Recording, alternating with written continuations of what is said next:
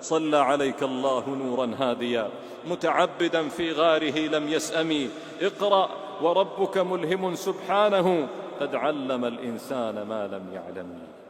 نبينا صلى الله عليه وسلم إمام متقدم وإن كان زمانه متأخرا، هو خاتم الأنبياء لكنه إمامهم المتقدم عليهم، والله قدمه في الذكر عليهم جل جلاله، فقال: وإذ أخذنا من النبيين ميثاقهم ومنك ومن نوح وإبراهيم وموسى وعيسى بن مريم وأخذنا منهم ميثاقا غليظا، فقدمه في الذكر عليهم مع تأخره في الزمان عنهم. كل المدائح قد شرفن به ألم يثني عليه الله في القرآن، صلوا عليه وسلموا فصلاتكم أمر الإله وآية الإيمان.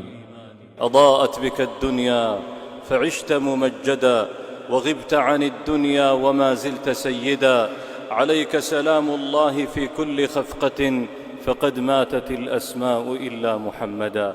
أنت الذي رفع الإله مكانه، أعطاه من رتب الكمال فخارا، لم يخلق الرحمن مثلك في الورى، في الخلق والأخلاق لست تبارا. يا سيد السادات طبت شمائلا حتى عدوك بالشمائل حارا.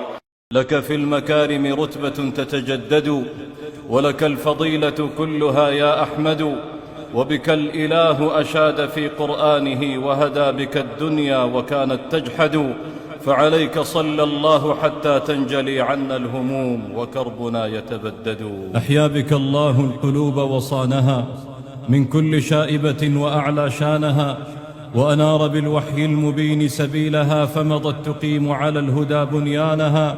يحيا رسول الله في وجدانها حلما يعطر بالشذا وجدانها، فيفيض في شغف عليه صلاتها وسلامها ليرى الغداة مكانها. هو الحبيب وكل الناس تهواه، وسائر الخلق في أوصافه تاهوا، حنت له النوق من وادي العقيق بكت تجري بأحمالها شوقا للقياه.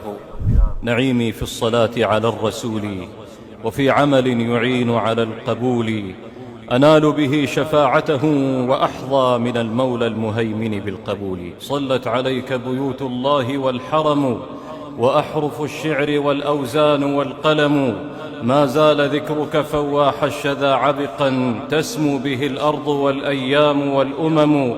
يا سيد الرسل الأبرار كلهم وخير ما عرفته العرب والعجم. وأحسن من شروق الشمس وجه أنار لنا البصائر والنوايا، محمد بن عبد الله نور من الرحمن أشرق في البرايا، وسنته الشريفة خير نهج لمن رام النجاة من الرزايا. فيا أتباعه صلوا عليه صلاتنا أزكى التحايا. فدته نفسي فما نفس تشابهه، ما مثله بشر والناس أشباه، القلب حنله والعين ترقبه، صلوا عليه فقد أوصاكم الله. اللهم صل على محمد عليه صلى الله ما سطع الضياء وترنمت ورقاء بالأشعار، وعليه صلى الله ما التف الدجى وترددت ذكراه في الأقطار. صحيح ما رأيت النور من وجهك، ولا يوما سمعت العذب من صوتك، ولا يوما حملت السيف في ركبك، ولا يوما تطاير من هنا غضبي كجمر النار، ولا حاربت في أحد، ولا قتلت في بدر صناديدا من الكفار، وما هاجرت في يوم، ولا كنت من الأنصار، ولا يوما حملت الزاد والتقوى لباب الغار، ولكن يا نبي الله أنا والله أحببت. المادحون وإن أرضوا قوافيهم باق بأنفسهم من عجزهم حرجوا، كم حاولوا فيك معراجا فما بلغوا، وكلما عرجوا أزرى بهم عرجوا. محمد أنت عطر الروح ما نطقت شفاهنا بك إلا سبح الأرج، صلت عليك سماوات وأزمنة ما ضاق كرب بنا أو أسفر الفرج.